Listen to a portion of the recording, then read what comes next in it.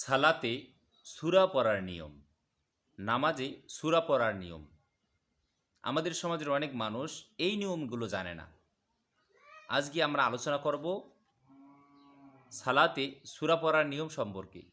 সেটা নামাজটা আপনার সুন্নত হতে পারে, নফল হতে পারে, ওয়াজিব হতে পারে, ফরজ হতে পারে, সুন্নতে গায়রে মুআক্কাদা হতে পারে, নামাজটা আপনার 2 রাকাত হতে পারে, 4 রাকাত হতে পারে, যে কোনো নামাজ হতে পারে। আজকে আমরা এই নামাজে আমরা সূরা পড়ার নিয়মগুলো সম্পর্কে জানবো ইনশাআল্লাহ। এবং এই নামাজটা আপনার একাকীও হতে পারে, আবার কি জামাতের সহিতও হতে পারে। এই কারণে চলুন কথা না বাড়িয়ে আমরা জেনে নেই। তার আগে বলে রাখি ছোট্ট করে, ভিডিওটা দেখে উপকৃত হয়ে থাকলে অবশ্যই একটা লাইক দিবেন এবং যেন ভিডিওটা দেখে অন্যরাও শিখতে পারে এর কারণে ভিডিওটা শেয়ার করার অনুরোধ করছি। তাহলে ভাইগণ বন্ধুগণ আমার, সালাতে সূরা পড়ার নিয়ম আমাদের সমাজের অনেক মানুষ কিন্তু জানে না, অসংখ্য মানুষ কিন্তু এই নিয়মটা জানে না। এই কারণে ভিডিওটা অত্যন্ত গুরুত্বপূর্ণ। কেউ ভিডিওটা টানবেন না এবং সম্পূর্ণ ভিডিওটা আপনারা দেখার চেষ্টা করবেন ইনশাআল্লাহ। তাহলে সালাতে সূরা পড়ার নিয়ম হলো, নামাজগুলো বিভিন্ন ধরনের রয়েছে। নফল নামাজ বলেন, সুন্নত নামাজ বলেন, ওয়াজিব নামাজ বলেন, ফরজ নামাজ বলেন। এরপর নামাজটা আপনার 2 রাকাত হতে পারে, 4 রাকাত হতে পারে, নামাজটা আপনার একাকীও হতে পারে, আবার কি জামাতের সহিতও হতে পারে। তো প্রত্যেকটা নামাজে আলাদা আলাদা করে সূরা পড়ার কি রয়েছে, নিয়ম রয়েছে। তো আমরা এক এক করে জানবো যে কোন নামাজে আমরা কিভাবে সূরা কিরাত পাঠ করব। তো সর্বপ্রথম আমরা 2 রাকাত সুন্নত নামাজের কথা বলি। সর্বপ্রথম আমরা 2 রাকাত সুন্নত নামাজে সূরা পড়ার নিয়ম সম্পর্কে জানবো ইনশাআল্লাহ। তো 2 রাকাত সুন্নত নামাজে সূরা পড়ার নিয়ম হলো, আমরা উভয় রাকাতেই সূরাতুল ফাতিহার সাথে আরেকটা সূরা মিলাবো। যেমন আপনাদেরকে একটা উদাহরণ দিই। প্রথম 2 রাকাতে ধরেন আমি ফজরের 2 রাকাত সুন্নত নামাজ আদায় করব। ফজরের 2 রাকাত সুন্নত নামাজ আদায় করতে গেলে আমরা আল্লাহু আকবার বলে হাত বাঁধবো। হাত বাঁধার পরে আমরা সানা পড়ব, সুবহানাকা আল্লাহুম্মা ওয়া বিহামদিকা ওয়া তাবারাকা ইসমুকা ওয়া তাআলা জাদ্দুকা ওয়া লা ইলাহা গায়রুক। সানা পড়লাম। সানা পড়ার পরে আমরা পড়ব আউযু বিল্লাহি মিনাশ শাইতানির রাজিম, বিসমিল্লাহির রহমানির রহিম। এটা পড়ার পরে আমরা সূরাতুল ফাতিহাটা পড়ব, আলহামদুলিল্লাহি রাব্বিল আলামিন আর রহমানির রহিম, আপনার শেষ পর্যন্ত গায়রিল মাগদুবি আলাইহিম ওয়ালাদ-দাল্লিন আমিন। এটা পড়া শেষ হয়ে গেলে আমরা এর সাথে আরেকটা সূরা মিলাবো, বিসমিল্লাহির রহমানির রহিম বলে। আমি যে সূরাটা জানি, আলাম তারা পারেন, আর আপনি ইন্না আতাইনা পারেন, ইযা যা পারেন, আমি যে সূরাটা জানি ওই সূরাটা পড়ব। পড়ার পর আমরা রুকু করব, 2টা সিজদা করব, করার পর আমরা আল্লাহু আকবার বলে দ্বিতীয় রাকাত নামাজের জন্য দাঁড়িয়ে যাব। দ্বিতীয় রাকাত নামাজের জন্য দাঁড়িয়ে আমরা আবার বিসমিল্লাহির রহমানির রহিম বলে সূরাতুল ফাতিহাটা পাঠ করব, আলহামদু শরীফটা পাঠ করব।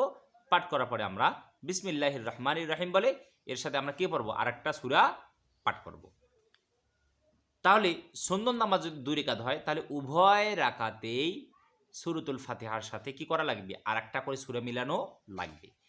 এবার দেখা গেল আপনি শুধু সূরাতুল ফাতিহা জানেন আর শুধু আরেকটা সূরা জানেন, ইন্না আতাইনা জানেন, আপনি আর কোনো সূরা জানেন না। তাহলে আপনার জন্য করণীয় হলো অন্যান্য সূরাগুলো মুখস্থ করার চেষ্টা করা, আর আপনি যে সূরাতুল ফাতিহা সহ একটা সূরা জানেন, একটা সূরা দিয়ে সবগুলো নামাজ কি করা, আদায় করা। আশা করি বুঝতে পেরেছেন। এটা হলো 2 রাকাত সুন্নত নামাজে সূরা পড়ার নিয়ম। এরপরে হলো 4 রাকাত সুন্নত নামাজে সূরা পড়ার নিয়ম। 4 রাকাত সুন্নত নামাজে সূরা পড়ার নিয়ম। তো আমরা প্রথমত জেনেছি 2 রাকাত সুন্নত নামাজে সূরা পড়ার নিয়ম। ঠিক আমরা 4 রাকাত সুন্নত নামাজের প্রথম 2 রাকাতে আমরা ঠিক একই নিয়মে আমরা কি করব, সূরা কিরাত পাঠ করব। অর্থাৎ 2 রাকাত সুন্নত নামাজে আমরা যেরকম করে সূরা কিরাত পাঠ করেছি, ঠিক একই রকম করে 4 রাকাত নামাজেও আমরা কি করব, 4 রাকাত নামাজের প্রথম 2 রাকাতেও আমরা ওইরকম করে সূরা কিরাত পাঠ করব। পাঠ করার পর আমাদের 2 রাকাত যখন হয়ে যাবে, আমরা বৈঠকে বসবো। বৈঠকে বসে আমরা আত্তাহিয়াতু লিল্লাহি ওয়াসসালাওয়াতু ওয়াত-তাইয়্যিবাত আসসালামু আলাইকা আইয়ুহান নাবিয়্যু ওয়া রাহমাতুল্লাহি ওয়া বারাকাতুহু, আসসালামু আলাইনা ওয়া আলা ইবাদিল্লাহিস সলিহিন, আশহাদু আল্লা ইলাহা ইল্লাল্লাহু ওয়া আশহাদু আন্না মুহাম্মাদান আবদুহু ওয়া রাসূলুহু। এই তাশাহুদ পড়ার পরে আমরা আল্লাহু আকবার বলে আবার শেষ 2 রাকাত নামাজের জন্য দাঁড়িয়ে যাব। প্রথমে 2 রাকাত পড়লাম, শেষ 2 রাকাতের জন্য।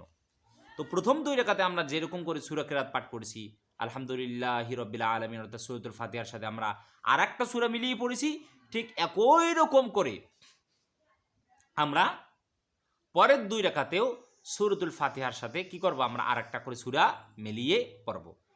কিন্তু প্রথম রাকাতে আমরা আল্লাহু আকবার বলে হাত বেঁধে যে ছানা পড়েছি, নামাজে কি আর ওই তৃতীয় রাকাত নামাজে আর কি পড়া লাগবে না? ছানা পড়া লাগবে না। এক্ষেত্রে কিন্তু অনেক মানুষ ভুল করতে পারে। তো আর কি কখনো ছানা পড়া লাগবে না। এক নিয়তে এক তাকবীরে একবারেই শুধু ছানা পড়তে হয়, আর কি দ্বিতীয়বার ছানা পড়া যাবে না। তো আমরা প্রথম 2 রাকাতেও আমরা যেরকম করে সূরা কেরাত পাঠ করেছি, শেষের 2 রাকাতেও ঠিক একই রকম করে আমরা জোড়া সূরা পড়ব। কি সূরা পড়ব? প্রথম 2 রাকাতেও যেমন আমরা জোড়া সূরা পড়েছি, সূরাতুল ফাতিহার সাথে আরেকটা সূরা মিলিয়েছি, ঠিক পরের 2 রাকাত নামাজেও আমরা কি করব? জোড়া সূরা পাঠ করব। এরকম করে কি করব? আমরা সুন্নত নামাজ আদায় করব। এবার বলবেন যে হুজুর আমি তো শুধু 2টা সূরা জানি। একটা হলো ইন্না আতাইনা, আরেকটা হলো কুলহু, বা আলাম তারা আর ইন্না আতাইনা, বা আলাম তারা কুলহু, এরকম আমি শুধু 2টা সূরা জানি। কিন্তু আপনি তো বললেন সুন্নত 4 রাকাত নামাজে 4 রাকাতেই জোড়া সূরা পড়তে হবে। তাহলে আমি আর 2টা সূরা কই পাবো? আপনি যে 2টা সূরা জানেন, ওই 2টা সূরা দিয়ে আপনি কি করবেন? 4 রাকাত নামাজ আদায় করবেন। প্রথম 2 রাকাতে আপনি যে সূরা পড়েছিলেন, যে 2টা সূরা পড়েছিলেন, শেষ 2 রাকাতেও আপনি সূরাতুল ফাতিহার পরে একই নিয়মে আপনি কি করবেন? ওই 2টা সূরা আবার পাঠ করবেন। আপনার নামাজ হয়ে যাবে। এতে আপনার নামাজের কি হবে না? কোনো রকম ক্ষতি হবে না। এটা গেল সুন্নত নামাজে সূরা পড়ার নিয়ম। এরপরে হলো ফরজ নামাজে সূরা পড়ার নিয়ম কি? তাহলে নামাজটা আপনার আমার যদি ফরজ হয়, আর নামাজটা যদি 2 রাকাত হয়, কয় রাকাত? 2 রাকাত। তাহলে এই 2 রাকাতেও ঠিক সুন্নত 2 রাকাত নামাজ আমরা যেরকম করে আদায় করেছি, একই নিয়মে এই ফরজ 2 রাকাত নামাজ আমাদেরকে আদায় করতে হবে। অর্থাৎ ওই নিয়মে সূরা কেরাত আমাদেরকে পাঠ করতে হবে। অর্থাৎ জোড়া সূরা পড়তে হবে। সূরাতুল ফাতিহার সাথে আরেকটা করে সূরা মিলিয়ে পড়তে হবে।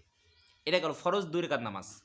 এরপর 4 রাকাত ফরজ নামাজ যদি হয়, নামাজটা যদি আমাদের ফরজ হয় আর নামাজটা যদি কয় রাকাত হয়? 4 রাকাত।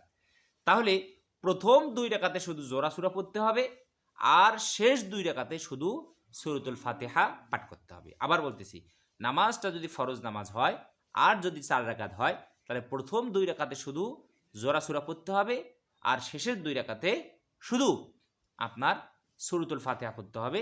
এর সাথে আর কি জোড়া সূরা পড়া লাগবে না। এটা হলো ফরজ নামাজে সূরা পড়ার নিয়ম।